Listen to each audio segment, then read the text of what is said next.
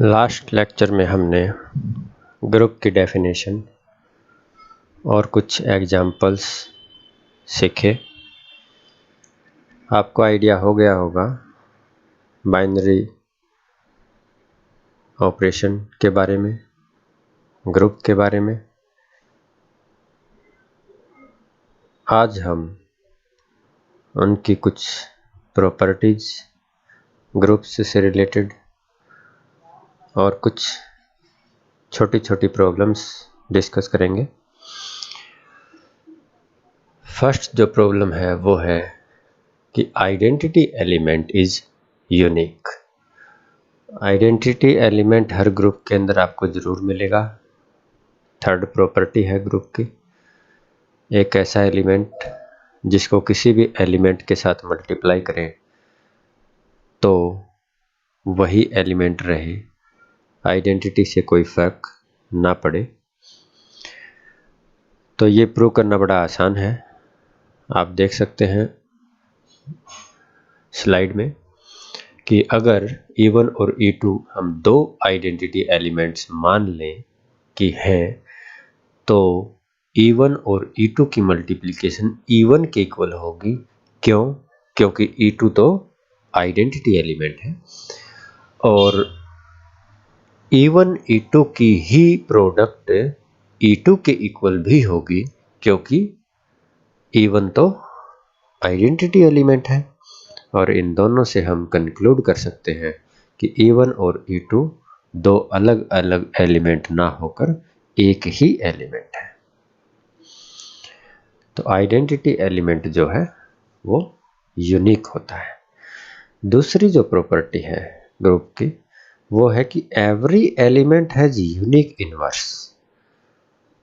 हर element का inverse तो exist करता ही है, लेकिन वो यूनिक भी है। किसी भी एलिमेंट के एक से ज़्यादा इनवर्स नहीं होंगे। तो मान लेते हैं कि किसी एलिमेंट x के दो इनवर्स आपको मिल गए, y और z। तो इनवर्स की डेफिनेशन ये कहती है कि x को आप चाहे y के साथ मल्टीप्लाई करो तो भी आइडेंटिटी मिलेगा, और z के साथ अगर आप मल्टीप्लाई करते हो तो भी आइडेंटिटी मिलेगा। ये हमने एक स्टेटमेंट लिखी, y into x into z is equal to y into x into z. और एसोसिएटिव प्रॉपर्टी तो हमारे पास है ही यूज करने के लिए। तो एक बार हमने कर दिया x इंटू जेड पहले, उसके बाद y के साथ मल्टीप्लिकेशन, और एक बार हमने कर लिया y इंटू एक्स की मल्टीप्लिकेशन पहले। और ये जो ब्रैकेट में लिखी हुई है मल्टीप्लिकेशंस, ये दोनों ही आइडेंटिटी एलिमेंट के इक्वल है। तो लेफ्ट हैंड साइड में बच गया y इंटू आइडेंटिटी एलिमेंट और राइट हैंड साइड में identity into z. So identity से कोई फर्क पड़ेगा नहीं इसे, तो y is equal to Z.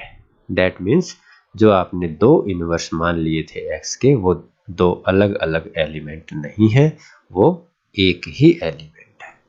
So inverse of an element is unique. The third property is A inverse inverse is equal to A।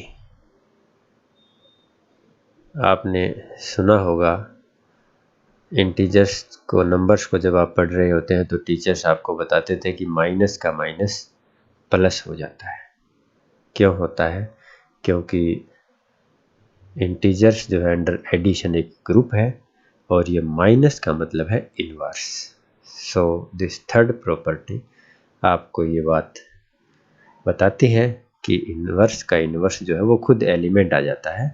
That implies minus of N integer is that integer itself.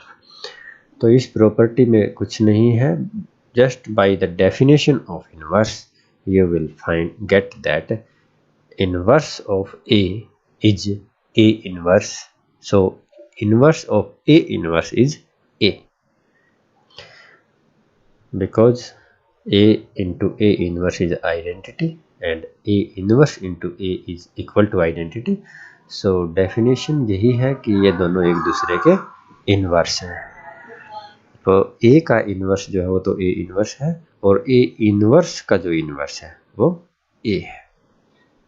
So this property follows from the definition itself. Fourth property है ए into B inverse, यानी कि आप पहले दो element की product कर रहे हैं और फिर इन्वर्स ले रहे हैं, और एक तरफ आप करना चाहते हैं पहले इन्वर्स और उसके बाद प्रोडक्ट, तो कर सकते हैं, लेकिन आपको जो ऑर्डर है वो चेंज करना पड़ेगा। बी इन्वर्स आगे आएगा और ए इन्वर्स पीछे रहेगा, तो इसको हम बोलते हैं रिवर्सल लॉ, क्योंकि ये ऑर्डर को रिवर्स कर देता है। तो ये प्रूव करना बड़ा आसान है, इसको भी हम डेफिनेशन से ही प्रूव कर सकते हैं। हम दिखाना चाहते हैं कि जो ए बी एलिमेंट है उसका इन्वर्स, ये जो राइट हैंड साइड में लिखा हुआ है B inverse into A inverse, ये है। तो हम बस ए बी और बी इन्वर्स ए इन्वर्स की प्रोडक्ट जो है वो आइडेंटिटी दिखा दें बोथ साइड से।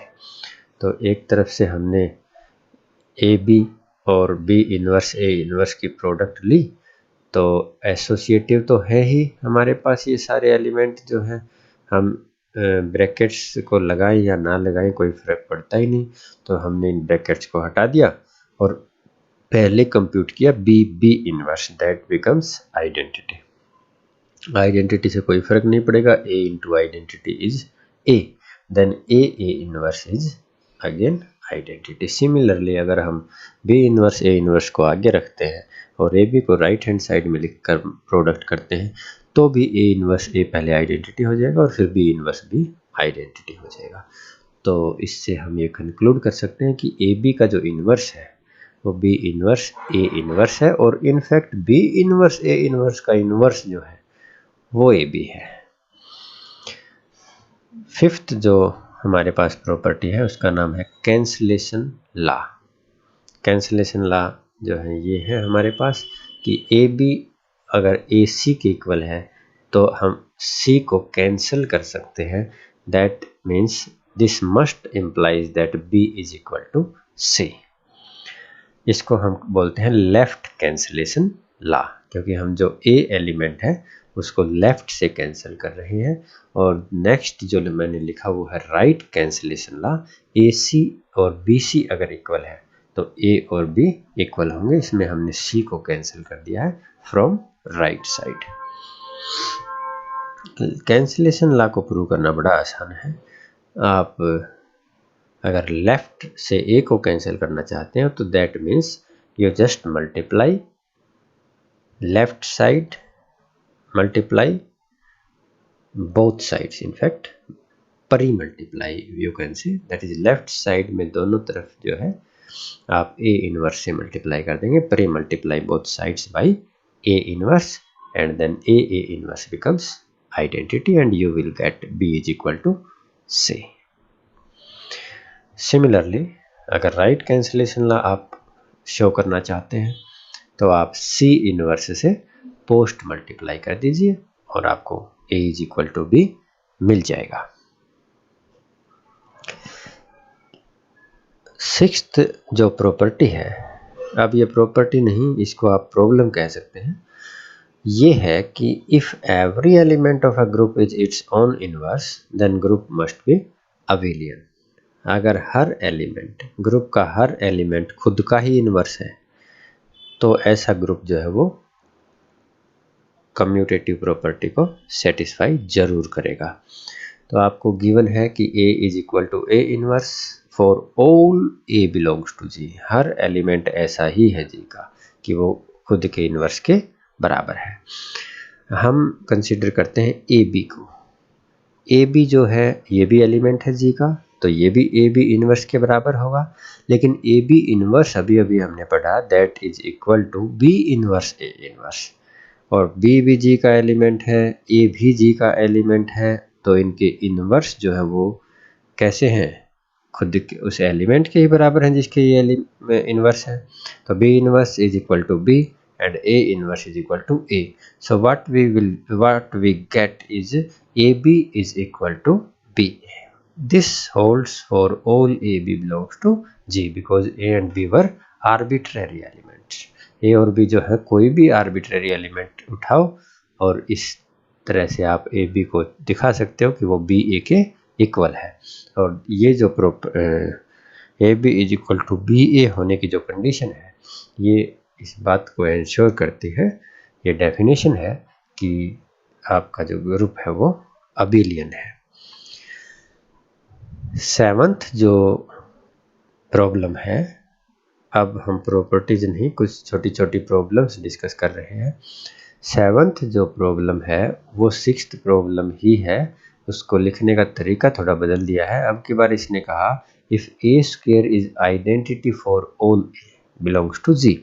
अब फॉर ऑल ए, सभी ए के लिए जो स्क्वायर है एलिमेंट का वो आइडेंटिटी हो जाता है। आइडेंटिटी एलिमेंट भी जी का मेंबर है, उसको तो स्क्वायर करने की भी ज़रूरत नहीं है, वो तो खुद ही आइडेंटिटी है, यानी कि उसकी तो एक पावर ही आइडेंटिटी है, बाकियों की दो पावर करनी पड़ेगी। बाकी कोई एलिमेंट, नॉन आइडेंटिटी एलिमेंट ऐसा हो ही नहीं सकता कि वो आइडेंटिटी के इक्वल हो। तो बाकी जो है वो इसने दिया है कि स्क्वायर करते ही आइडेंटिटी हो जाते हैं। But a square is equal to identity means a is its own inverse. Just multiply both sides by A inverse and you will get A is equal to A inverse, and this holds for all A belongs to G। ये जो A is equal to A inverse है, ये सभी elements, arbitrary element के लिए है, A के लिए। तो ये तो आपकी प्रॉब्लम 6 बन गई। और प्रॉब्लम 6 में जो आपने एक छोटी सी लाइन लिखी कि a B is equal to A b का इन्वर्स, और ए बी का इन्वर्स जो है वो किसके बराबर है, बी इन्वर्स ए इन्वर्स के, और वो बराबर है बी ए के। तो सिक्स्थ और सेवन्थ जो है एक जैसी ही प्रॉब्लम है, सेम ही है, कहने का तरीका अलग है। एट्थ जो है वो है जी अबेलियन होगा। अब हमारे पास इफ़ एंड ओनली इफ़ की आ गई है problem. If and only if मतलब आपको दोनों तरफ से प्रूव करनी पड़ेगी। अगर जी अबेलियन है, G is abelian if and only if A B square is equal to A square B square and this holds for all A and B belongs to G. तो आप एक बार जी को abelian मान लेंगे और ये condition prove करेंगे, और एक बार इस कंडीशन को मान लेंगे और जी को अबेलियन प्रूव करेंगे। मैंने एक ही लाइन में इसका आंसर दे दिया है। इफ़ एंड ओनली इफ़ का सिंबल जो है इम्प्लाइज एंड इम्प्लाइड बाई का सिंबल मैंने हर जगह यूज कर लिया है। इसका मतलब ये है कि this implies this and this implies this. So, and again this, if you start from this statement, then this statement implies this equality and this equality implies this equality। So हम ए B square लेकर चलते हैं, वो होता है a B इस multiplication के बराबर, और गिवन है ए स्क्वायर बी स्क्वायर के बराबर। तो परी मल्टीप्लाई कर देते हैं ए के साथ ताकि ए खत्म हो जाए, और पोस्ट मल्टीप्लाई कर देते हैं ए इनवर्स के साथ परी मल्टीप्लाई और बी इनवर्स के साथ पोस्ट मल्टीप्लाई। तो ये खत्म हो जाएंगी एक एक बी और ए, और यहाँ से भी ये बी और ये ए खत्म हो जाएगा। तो लेफ्ट हैंड साइड में बचेगा बी ए और राइट हैंड साइड में ए बी, मतलब ग्रुप इज अबेलियन। कंडीशन हमने मान ली और प्रूव कर दिया कि ग्रुप इज अबेलियन। अब ग्रुप इज अबेलियन ये मान लो, मतलब b a is equal to A B.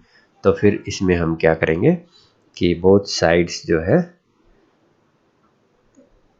क्या करेंगे, आइडेंटिटी एलिमेंट के साथ मल्टीप्लाई कर देंगे, प्री मल्टीप्लाई भी और पोस्ट मल्टीप्लाई भी, लेकिन उस आइडेंटिटी एलिमेंट को हम बोल देंगे ए इनवर्स ए और बी बी इनवर्स। और इस तरह से जो है, या यूँ कहें कि ए के साथ आप परी मल्टीप्लाई कर लो और बी के साथ पोस्ट मल्टीप्लाई कर लो, तो आपको ये स्टेटमेंट मिल जाएगी सीधे, ये इक्वलिटी मिल जाएगी। और ये जो लेफ्ट हैंड साइड है ये ए बी के स्क्वायर के ही बराबर है। इससे थोड़ी सी स्ट्रॉन्ग जो प्रॉब्लम है, थोड़ी सी, वो 9th प्रॉब्लम है कि जी अबेलियन होगा अगर if and only if a B raise to the power n is equal to A raise to the power n b raise to the power n। वहाँ पर था स्क्वायर और यहाँ पर इसने कहा n फॉर ऑल n। ना केवल स्क्वायर, आप क्यूब कर सकते हो, फोर्थ पावर कर सकते हो। तो जैसे ही आपको ये फॉर ऑल एन कोई प्रॉपर्टी या कोई प्रॉब्लम या कोई आइडेंटिटी प्रूव करनी हो तो हमारे दिमाग में मैथमेटिकल इंडक्शन आता है। So we will use mathematical induction. If and only if की प्रॉब्लम है तो पहले हम जी को अबेलियन मान लेते हैं और इस कंडीशन को प्रूव करेंगे यूजिंग मैथमेटिकल इंडक्शन, और एक बार हम इस कंडीशन को मान लेंगे और ये प्रूव करेंगे कि जी अबेलियन है। तो पहले हम इसको for positive integer n prove करेंगे, क्योंकि मैथमेटिकल इंडक्शन जो है वो हम पॉजिटिव इंटीजर्स के लिए यूज करेंगे। n इज इक्वल टू 1 के लिए A B is equal to A b, so it is true, the base step is true. उसके बाद हम इंडक्शन हाइपोथेसिस मान लेते हैं कि kth पावर के लिए A B raise to the power K is equal to A raise to the power K B raise to the power के, और हमें अब प्रूव करना है कि A raise to the power के plus 1 is equal to A raise to the power के plus 1 और B raise to the power के प्लस 1। तो हम लेफ्ट हैंड साइड लेकर चल पड़ेंगे A B raise to the power के प्लस 1, और इसमें से ए बी की पावर के को अलग कर लेते हैं और एक पावर अलग लिख लेते हैं। अब हम ये बात यूज कर लेंगे कि जी तो अबेलियन है, अबेलियन है तो ये जो b raise to the power के और ए है ये कम्यूट कर जाएंगे, और ए की पावर जो है वो इकट्ठी होकर के प्लस 1 और बी की पावर भी के प्लस 1 हो जाएगी। So this condition holds for k plus 1 also. If we assume that this holds for k, then this also holds for k plus 1. So by mathematical induction, this holds for all n greater than equal to 1. For n is equal to 0, left hand side is identity, right hand side is identity, so it is obviously true. For negative integers, if n is negative integer, then we will take m is equal to minus n, then m becomes a positive integer. And for positive integer, we have just proved that a b raised to the power m is equal to a raised to the power m b raised to the power n. So what is a b raised to the power n? This is a b raised to the power minus m, so which is equal to a b raised to the power m raised to the power minus 1.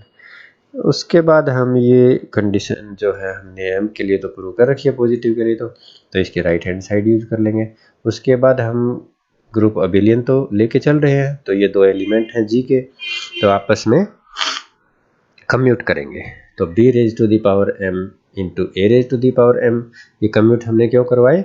क्योंकि जो inverse आप open करोगे तो वो reversal ला follow करेगा, यानी कि a raise to the power m का इनवर्स जो है वो आगे आएगा और b raise to the power m का इनवर्स पीछे चला जाएगा। तो ऑर्डर जो है वो चेंज हो जाता है अगर हम इस चीज़ का ध्यान नहीं रखते। यहाँ पर ये आपको ध्यान रखना पड़ेगा एक स्टेप। उसके बाद कुछ नहीं है, माइनस जो है माइनस m और minus m is equal to n।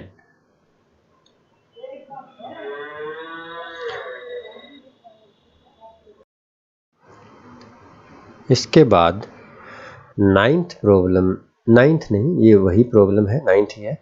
इसमें हम इसका दूसरा पार्ट बचा हुआ है कि पहले हमने अबेलियन मान लिया और इसको a B raise to the power n को प्रूव कर दिया कि वो a raise to the power n b raise to the power n के बराबर है। अब हम दूसरी तरफ से प्रूव करेंगे कि ये इक्वालिटी होल्ड करते हैं तो ग्रुप अबेलियन होगा। तो अगर ये फॉर ऑल n होल्ड करती है तो n इज इक्वल टू 2 के लिए भी होल्ड करेगी, और आप 8th जो प्रॉब्लम थी उसमें देख चुके हैं कि अगर 2 के लिए होल्ड करती है तो ग्रुप जो है वो अबेलियन है। मैंने ये स्टेप दोबारा से भी लिख दिए हैं कि इस तरह से आप परी मल्टीप्लाई करोगे ए इनवर्स से, पोस्ट मल्टीप्लाई करोगे बी इनवर्स से, तो A B is equal to B A जो है मिल जाएगा। 10th प्रॉब्लम जो है वो है, ये थोड़ी कंप्यूटेशनल टाइप की प्रॉब्लम है और बड़ी अच्छी प्रॉब्लम है। जी एक ग्रुप है, तो ये जो इक्वेशन है X square A X is equal to A inverse for some A belongs to G is solvable in G if and only if A is cube of some element of G. Solvable in G का मतलब ये है कि x की कोई value मिलेगी जो जी का ही एलिमेंट होगी, और उसको यहाँ पुट करने से आपको ये जो कंडीशन है ये सेटिस्फाई हो जाएगी। तो पहले हम मान लेते हैं कि इक्वेशन जो है वो जी के अंदर सॉल्वेबल है। सॉल्वेबल है तो जी के अंदर एक एलिमेंट मिलेगा कोई सी, जो इस इक्वेशन को, इस कंडीशन को सेटिस्फाई करेगा। यानी कि x की जगह पर c पुट कर देंगे तो C square A C is equal to A inverse. लेकिन सी स्क्वायर ए सी अगर ए इनवर्स के इक्वल है तो आप सी इनवर्स से परी मल्टीप्लाई कर देंगे तो सी ए सी बच जाएगा लेफ्ट साइड में और उधर हो जाएगा सी इनवर्स ए इनवर्स। उसके बाद आप ए से पोस्ट मल्टीप्लाई करेंगे बोथ साइड्स तो सी ए हो जाएगा और यहाँ से जो ए इनवर्स है ये ख़त्म हो जाएगा, सी इनवर्स आ जाएगा। उसके बाद आप जो है सी से पोस्ट मल्टीप्लाई करेंगे तो राइट हैंड साइड में आइडेंटिटी आ जाएगी और फिर आप पोस्ट मल्टीप्लाई करेंगे ए से तो लेफ्ट साइड में जो है वो सी ए दैट मीन्स सी ए का क्यूब हो जाएगा और राइट हैंड साइड में ए है so A is equal to C A cube. यही आपको शो करना था कि A is cube of some element of G. यहाँ पर ये आप देख सकते हो कि ये जो सी ए है दिस इज एलिमेंट ऑफ जी। क्यों? क्योंकि ए भी जी का एलिमेंट गिवन ही था और सी जो है जी का एलिमेंट हमें मिला था। सी इज फॉर एक्स। सो सी ए जो है उन दोनों जी के एलिमेंट की प्रोडक्ट भी जी का ही एलिमेंट होगी। कन्वर्सली हम मान लेते हैं कि A is cube of some element of G। वो सम एलिमेंट हमने Z मान लिया तो A is equal to Z cube. तो अगर ये A Z क्यूब के इक्वल है तो हमने इक्वेशन में पुट कर दिया और यहाँ से हमने देखा, ऑब्जर्वेशन से ही हमने चेक किया कि अगर हम x को z raise to the power -2 put कर ले, क्योंकि इधर तो z की पावर -3 है और इधर प्लस की 3 है, तो दोनों तरफ बैलेंस करने के लिए अगर हम z का ही यूज कर ले, x की जगह z की कोई सूटेबल पावर रख दें और ऐसी पावर रखें कि दोनों तरफ z raise to the power जो है वो -3 हो जाए, तो वही हमारा सॉल्यूशन हो जाएगा। तो z raise to the power -2 ऐसा ही एलिमेंट है, क्योंकि z raise to the power 3 है और उधर -3 है तो हमें माइनस की 6 पावर चाहिए थी, तो माइनस की 4 पावर यहाँ से आ जाएगी और माइनस की 2 यहाँ से आ जाएगी। तो z(x) equal to z raise to the power -2 जो है ये इसका सॉल्यूशन है, इसका सॉल्यूशन है। तो और z raise to the power -2 G को बिलोंग भी करता है, क्योंकि z बिलोंग करता है तो इसका स्क्वायर भी बिलोंग करेगा और इसके स्क्वायर का इनवर्स भी बिलोंग करेगा। तो इस तरह से आपने देखा कि ये सॉल्वेबल है, equation is solvable in G. Solution is also belongs to G। 11th जो प्रॉब्लम है वो है, ये अच्छी प्रॉब्लम है कि G is a group in which AB raised to the power m is equal to A raised to the power m into B raised to the power m। ऐसा हमने 2 क्वेश्चन कर चुके हैं, लेकिन ये थोड़ा उनसे अलग है। अब की बार इसने फॉर ऑल m नहीं कहा, इसने कहा कि this holds for 3 conjunctive integers then G is abelian. 3 conjunctive integers अगर कहीं पर भी आपको मिल गए, फॉर एग्जांपल 2 3 4 -9 -8 -7, कहीं पर भी 0 1 2, 3 कंजक्टिव इंटीजर्स जो है अगर आपको मिल गए जिसके लिए ये कंडीशन होल्ड करती हो तो ग्रुप मस्ट बी अबिलियन। 2 से काम नहीं चलेगा। फॉर एग्जांपल आप 0 ले लो m की जगह तो आइडेंटिटी इक्वल टू आइडेंटिटी होगी होगी।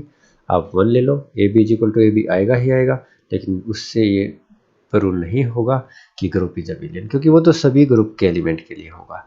तो इसलिए 3 इज मस्ट, और 3 कंजक्टिव इंटीजर्स के लिए अगर ये कंडीशन होल्ड कर गई तो ग्रुप अबिलियन जरूर होगा, ये हमें प्रूव करना है। तो हमें गिवन है 3, हमने मान लिया कोई n है इंटीजर, वो और n+1 और n+2 3 कंजक्टिव इंटीजर्स ले लिए जिनके लिए ये कंडीशन होल्ड करती ही है, तो हमने 1 2 3 उनका इक्वेशंस का नाम रख लिया। अब हम थर्ड इक्वेशन लेकर चले, उसकी जो लेफ्ट हैंड साइड है जो कि है a B raise to the power n+2, उसको हमने तोड़ लिया, ए बी अलग कर लिया और a B raise to the power n+1 अलग कर लिया, और राइट हैंड साइड वही रखी, ए की पावर n+2 और B raise to the power n+2। Left hand side में हमने इक्वेशन नंबर 2 यूज कर ली, जो A B raise to the power n plus 1 था इकट्ठा, उसको हमने 2 की जो राइट हैंड साइड है उससे रिप्लेस कर दिया, A raise to the power n plus 1 B raise to the power n plus 1, right hand side को यूं का यूं रखा। उसके बाद आप देखोगे कि लेफ्ट हैंड साइड और राइट हैंड साइड का जो लेफ्ट मोस्ट एलिमेंट है वो दोनों में ए है, तो हमने दोनों तरफ प्री मल्टीप्लाई कर दिया ए इनवर्स से। तो वो एक ए लेफ्ट हैंड साइड में तो एक ही पावर थी वो खत्म हो गई, और राइट हैंड साइड में पावर थी n प्लस 2, उसकी जगह पर पावर बच गई n plus 1। Similarly post multiply हमने कर दिया both sides by b inverse, तो जो लेफ्ट हैंड साइड में b की तो पावर n प्लस 1 थी वो एक कम होकर n रह गई, और जो राइट हैंड साइड में जो b की पावर थी n प्लस 2 वो n प्लस 1 रह गई। यहाँ से इस स्टेप में ये तो वही लिखा है मैंने लेफ्ट हैंड साइड, तो राइट हैंड साइड में मैंने इक्वेशन 2 दोबारा से यूज कर ली, अब की बार रिवर्स ऑर्डर में, यानी कि ये A raise to the power n plus 1 B raise to the power n plus 1 की जगह हमने उसकी इक्वेशन नंबर 2 की लेफ्ट हैंड साइड रख दी, A B raise to the power n plus 1 इकट्ठा कर दिया। अब लेफ्ट हैंड साइड के अंदर आप अगर देखो तो यहाँ पर b की तो पावर n थी, लेकिन a की पावर थी n प्लस 1, तो इसमें से एक a मैंने बाहर रख लिया ताकि इस पर मैं इक्वेशन नंबर 1 अप्लाई कर सकूं। और राइट हैंड साइड की जो पावर थी n प्लस 1 प्रोडक्ट की ए बी की, उसको भी मैंने दो पार्ट्स में तोड़ लिया, a b into a B raise to the power n, और यहाँ पर लेफ्ट हैंड साइड में इक्वेशन नंबर 1 से हमें मिल गया a B raise to the power n, और फिर हमने पोस्ट मल्टीप्लाई कर दिया a B raise to the power minus n से, तो ये जो A B raise to the power n थी दोनों में राइट हैंड साइड में ये खत्म हो गई, तो हमें मिल गया b a is equal to A b, यही हमें चाहिए था। तो जी जो है वो क्या हो गया, अबेलियन ग्रुप। तो ये कुछ प्रॉब्लम्स थी, सिलेक्टेड सी प्रॉब्लम्स थी, और भी प्रॉब्लम्स हैं हम करते ही रहेंगे आने वाले लेक्चर्स में। ये आसान प्रॉब्लम थी लेकिन इम्पोर्टेंट थी, इसलिए डिस्कस की। Thank you.